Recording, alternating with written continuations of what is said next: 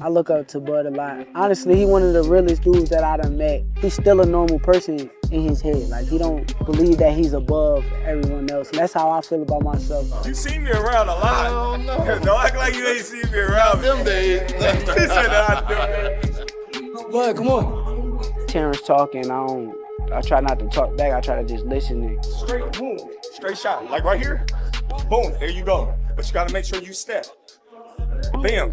That's when they're trying to run out. When they're trying to run, there you go. Even if I don't feel the same way that he's feeling at the moment, it don't matter. I still want to hear him out and try to understand what he's saying. If you hear, what do you think he can throw? A hook, because you out the way of the right hand. He like a sponge. He soak up everything that he needs to soak up, put it into his arsenal, and then he make the best out of everything that he learned from everybody. Then throw it straight left to the body. At the end of the day, you don't want to feel like a know-it-all. And the people that know it all are the people that don't go very far. You gotta always be a student. You gotta always be able to learn and pick up things from this person, that person. This isn't just another training camp. It's a quiet warning. While most champions go through the motions, Shakur Stevenson is sharpening his edge in elite company, treating this moment like something fragile, something that could slip away if he blinks. That alone tells you everything about how seriously he's taking Teofimo Lopez. Because when a fighter prepares like this, it's not out of comfort, it's out of respect for the danger ahead. And trust me, this is only the beginning. It's a work of art. Sky is the limit with Shakur. He got the boxing skills and the ability to, do whatever he wants in the ring. And it's gonna be very hard to beat Shakur, with the skills that he possesses and the smarts that he has. And given the opportunity, I think he can pose a great threat to everybody in the division. And be the last man standing given the opportunity. There's a reason people talk about Shakur like a work of art in motion. The ceiling isn't just high, it might not exist. His boxing IQ, his adaptability, his ability to control chaos inside the ring makes him a nightmare matchup for anyone standing across from him. With the right opportunity, he doesn't just survive a division, he could outthink and outlast everyone in it. But greatness like that always attracts its own test, and this one isn't theoretical, it's waiting. That I sent somebody to steal his passport, replicate his job, all types of weird stuff. He called me early, he's like, yo, when you sparring, I'm gonna come to the gym. I'm like, I'm gonna spar at 4 o'clock. I really didn't think he was gonna pull up, but he pulled up. It means everything, his advice and listening to him in the ring. He calling out little shit. I'm trying to make sure I do what he says, so a hell of a blessing to have Bud, Floyd, all these guys backing me, and I appreciate it. I'm just trying to keep pushing and keep getting better and better. Working alongside Terence Crawford means there's nowhere to hide. No scripted looks, no soft rounds, just real pressure, real adjustments, and real consequences for every mistake. This is where instincts get stripped down and rebuilt under fire, learning how to bait aggression, punish overcommitment, and stay calm without wasting energy. You don't bring in Crawford unless you're ready to be uncomfortable, and that tells you Shakur isn't preparing to survive, he's preparing to be tested. I hurt my hand.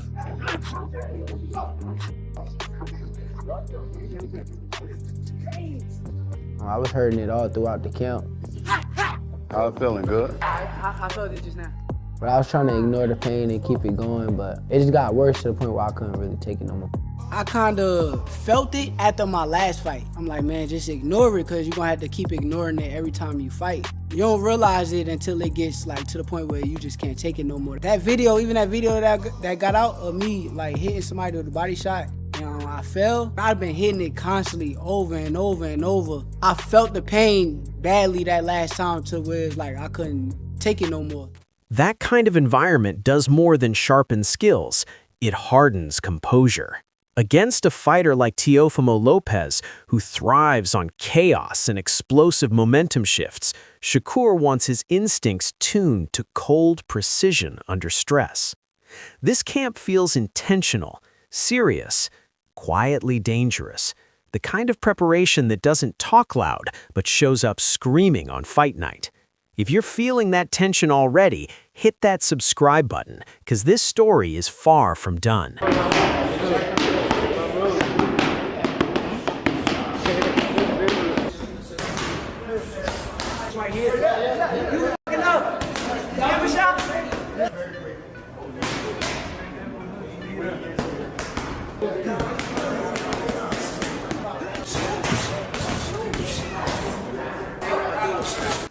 And just when it feels like training with Crawford is the final boss energy, Keyshawn Davis enters the conversation with the calmest, most grounded breakdown of the entire fight.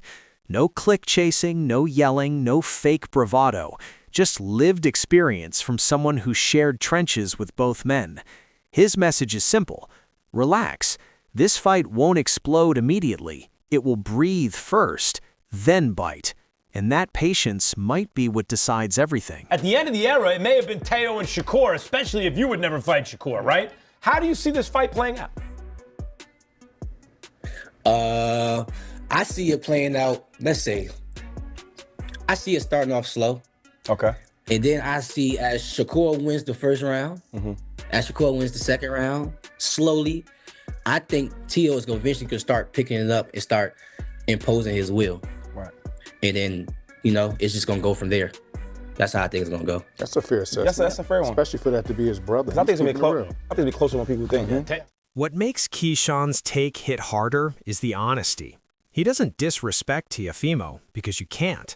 The man can fight, and denying that is lying to yourself.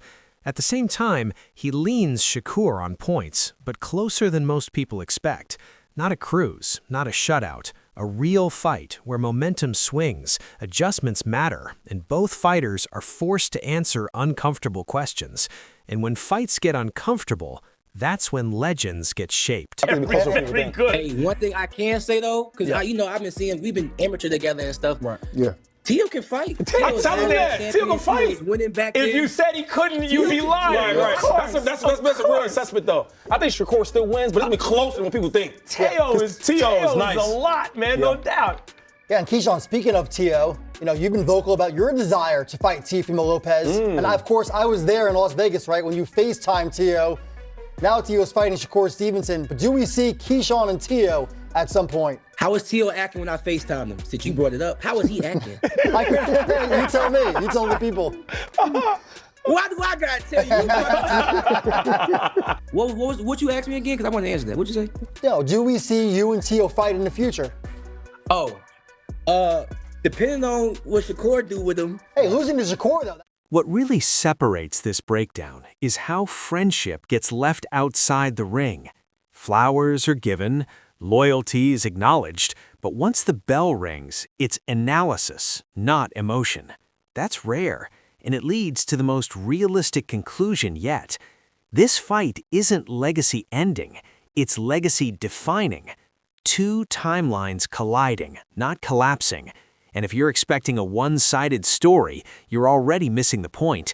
Stay locked in, because this is where it starts to get serious. It depends how bad he loses. I was about to say. So you think it's going to be bad? Let's say he loses a competitive fight. Yeah, I think that would be the most common answer is Shakur outpoints him in a very competitive fight. Beats him. What then? What then for you and Teo? For the businessman, huh? All right, cool. Since you worded it like that, I don't, because I won't go say that shit. I don't know. Honestly, I don't know what the future holds. I just know what I want to do, and I want to go to 147 and become a champion. Because I just feel like them guys just can't beat me from 140 to 147.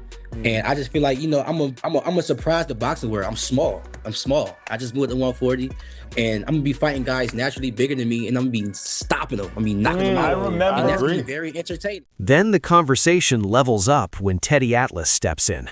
When Teddy talks, it's not noise, it's philosophy earned through scars. No hype, no viral sound bites, just respect for two fighters willing to meet danger head-on when most would avoid it. He shuts down the lazy narratives instantly. No one's ducking anyone here. This fight erases that argument the moment the contracts were signed. I want to piggyback a little bit off of what you just said. I want to start by just giving them credit. You know, a lot of these guys avoid certain fights. They're not avoiding them right now. You got to give them credit. A lot of people took shots at Shakur, you know, and Teofimo at certain spots. He's avoiding this guy. He's avoiding that guy.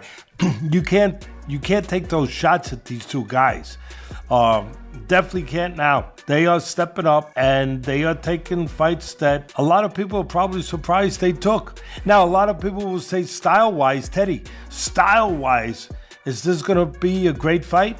I don't know if it will. I mean, style-wise, I could see you having a little reservations. Two skillful fighters, two talented fighters, you know, two fighters that are at a high skill level that will compete in the sweet science. The honesty about styles is refreshing. This may not be fireworks every second, but it will be high-level adjustments, space control, and timing battles. Shakur's willingness to step inside matters, because you can't live outside forever against Teofimo. At the same time, Teofimo's power is the variable that flips conversations mid-round. Athleticism versus explosiveness, talent versus talent. One tiny decision could swing everything, and that's why real boxing fans are glued to this. Teofimo showed you that he can fight inside, he can fight outside. He would have the advantage of power in this fight. You know one thing that I love about this fight, Bud? Shakur's very athletic, very talented. So is Teofimo. He's more explosive with power, but Teofimo is very athletic. He is very talented. You got two athletic guys, two talented guys. Again, Teofimo I would favor with the power. This is going to be interesting. I'll tell you, it's a lot to like about these two athletic, talented fighters. That truth hits even harder when Timothy Bradley Jr. steps in. He doesn't speak like a commentator. He speaks like someone who's felt his own heartbeat drown out the crowd. His message feels like a warning label. If you watch this fight lazily, you'll miss the entire story. This isn't a slugfest, it's a chess match where every inch is earned and every mistake is expensive. Fundamentals versus explosion, defense like a locked door versus power that turns calm into chaos. And here's the final twist. Power isn't just muscle, it's timing, placement, and catching someone mid-thought. If Teofimo rushes recklessly, he pays. If Shakur gets too comfortable, danger creeps in. No freebies, no coasting, just intelligence under pressure. If you're really watching, this fight will feel tense, layered, and unforgettable. And if you blink, you'll miss the moment that decided everything. That go for everybody that's gonna be calling this fight, because there's every offense that, or every type of any offense that's gonna be landed, it's gonna have to be earned or set up. Both these guys are intelligent, right? Teofimo Lopez, explosive as hell. He's smart as well. You gotta remember, this man was the first man to beat Lomachenko. Yeah, well before Haney. Yeah, So, look, check this out. And you already know Shakur Stevenson. You know what he bring into the ring. Defense first. Yep, defense first. You ain't getting nothing. I'm gonna get mine when I get mine and when I want to get mine, but you ain't getting nothing.